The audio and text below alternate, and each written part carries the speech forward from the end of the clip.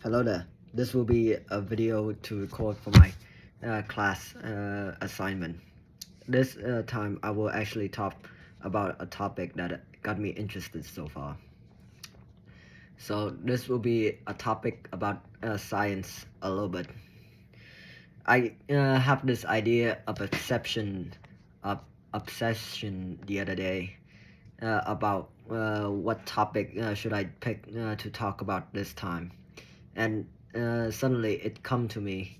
The answer was right in front of me. I should talk about technology right in front of me, which is my phone.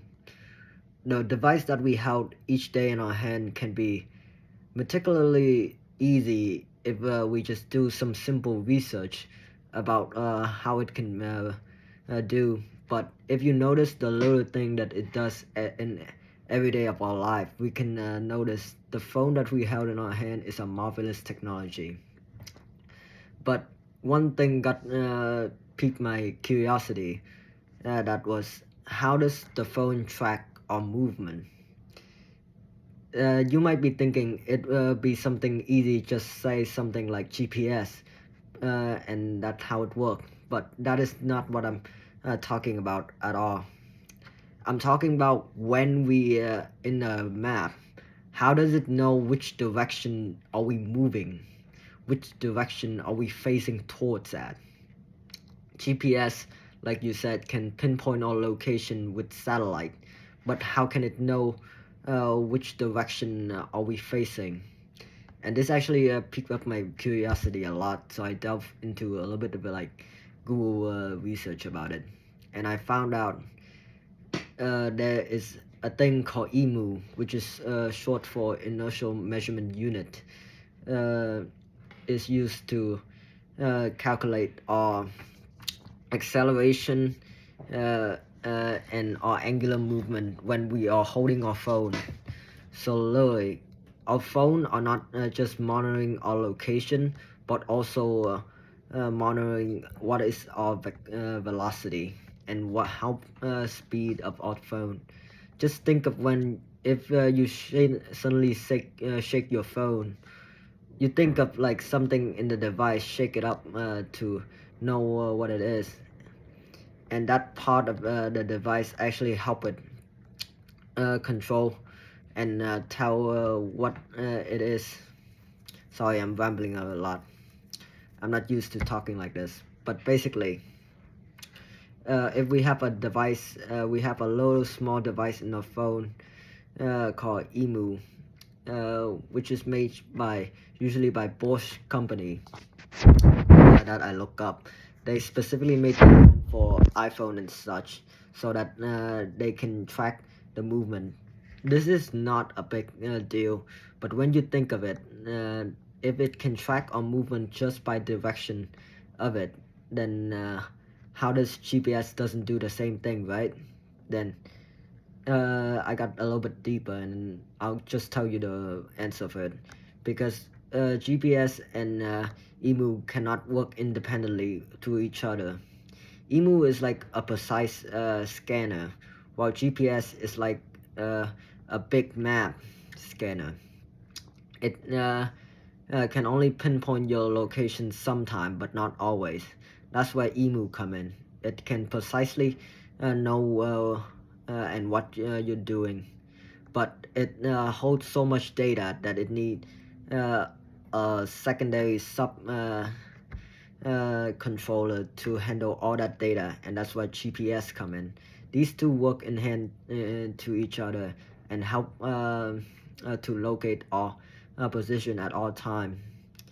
And this EMU doesn't only work in only maps or GPS, it's also work for compasses, because it's also use magnetic data. So basically the magnetic, there's a small little magnet in the EMU, really small. It's crazy how to think how people make these things so small and work in our everyday life, in our technology we held in our hand, and they track that movement. And that got me thinking a little bit deeper more. How much can this tracking even be done? And I Google it, and it have a lot of implication. Just thought of when the first time we got popular with this type of like technology was when the first Pokemon Go game come out.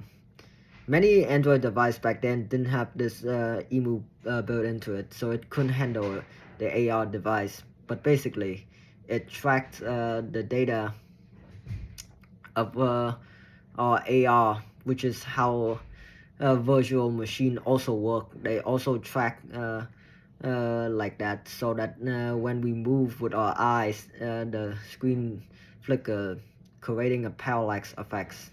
I'm not gonna go delve into parallax effects because that's a different topic entirely. I'm not a very good English speaker, but basically that's what it does, and it just interests me so much that I want to talk about it for this topic specifically, and I'll talk a bit more. So this emu device, when Pokemon Go first came out, it used this AR machine, which is wonderful. Around 2016 was when Pokemon Go came out, and that was when we really first got introduced. Before then, we already got implementation of AR device, which wasn't really popular at the time until they start implementing it in daily life. They were used for military service before this. Well, everything mostly was. Military does a lot of research, and then somehow it become like everyday life. That's how like everything works, even with the microwave. I think it was some kind of like nuclear device in military, and some guy made it into a microwave somehow by noticing it melting his chocolate bar, which is quite impressive, I must say. But so yeah, this emu really control a lot of things. It takes in a lot of data of when we're shaking our device and how it works. So when you tilt your phone and you notice there's a reflective tint, mostly this is work for device that have it built in, usually like iPhone 15 or 14 and above. So if you have an older older Android phone or an older iPhone, then you probably won't notice this effect. But try it out on any device that could potentially have emu, and you will notice the detail it have put in. And you might be wondering a little bit, and I did wonder this too, but how does this device so good and powerful fit small in, and we are not implementing it worldwide? Well, the thing is, like a lot of things, it uses a lot of power, and that power come from GPU again, which now is on the rise from market again, which AI is now taking over the host of, which is another topic related, and I don't want to delve too much. So I'm just gonna end it right here while we're still talking about emu, but that's basically the gist. So our device are being monitored by emu for direction at all time, for GPS reason and other cool facts. So if you want to know more about emu, just look up